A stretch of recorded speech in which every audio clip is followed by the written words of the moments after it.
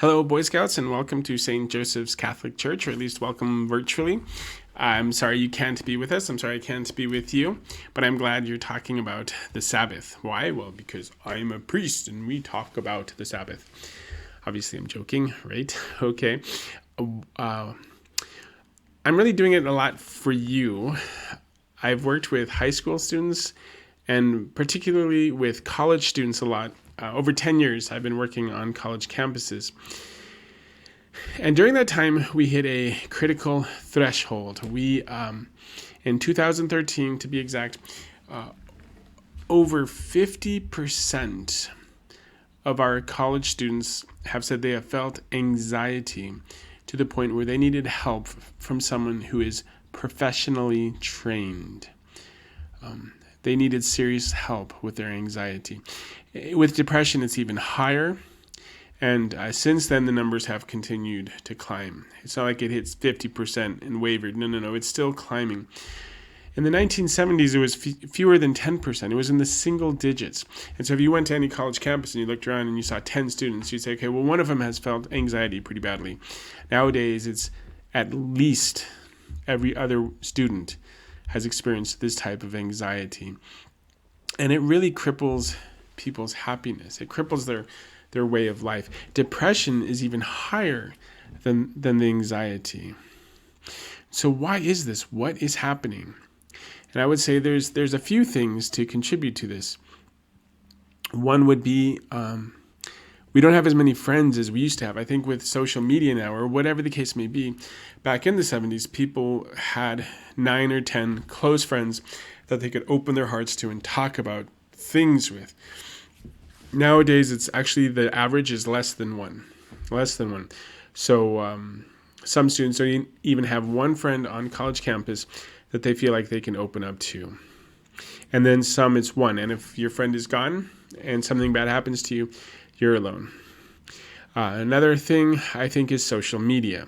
I think that's become a substitute for meaningful socialization. At any rate, the one I'd like to address. Obviously, we have lots of things to work on as a society and us individuals, right?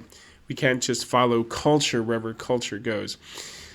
We are moving at just breakneck speeds, right? It's about accomplishing things, doing things, work. And God reminds us, no, you weren't made to be slaves. If we feel like slaves, that's on us, right? We are commanded by God to take a day to stop and rest. Crazy, isn't it? God would have to command us to enjoy life, to say, put your work away, enjoy life. But we have to. He has to command us. Why?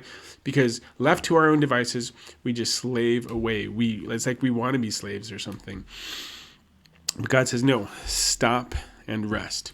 And I would say that that's the attitude we need to remember.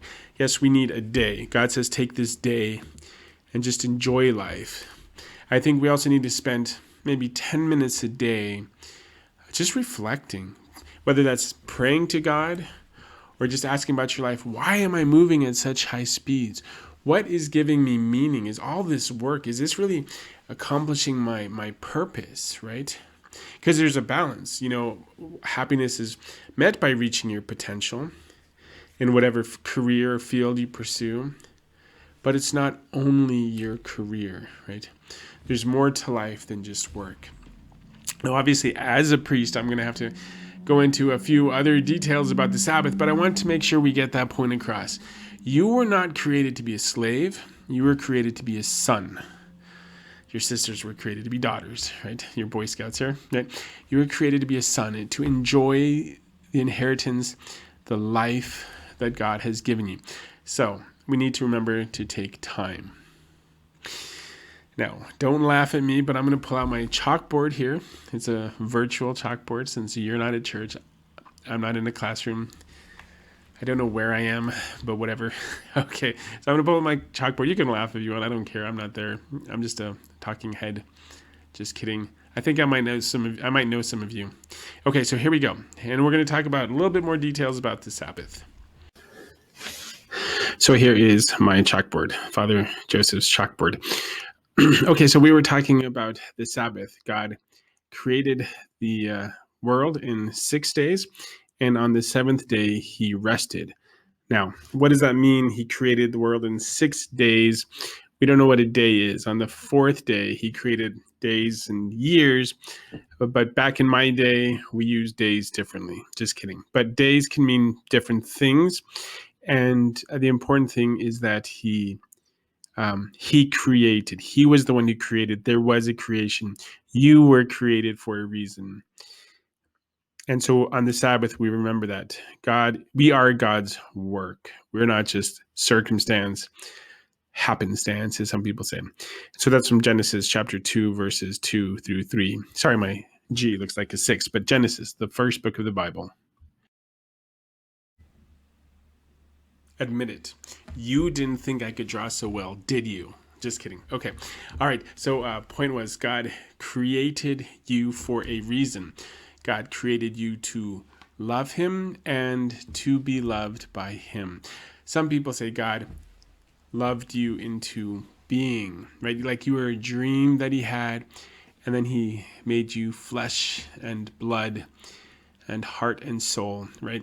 And so God loved you into being. But what did we say our tendency was to focus on this lowly material world. And so we work, and God commands us rather to stop and rest, to enjoy life, to be with Him. And so we have the Sabbath day.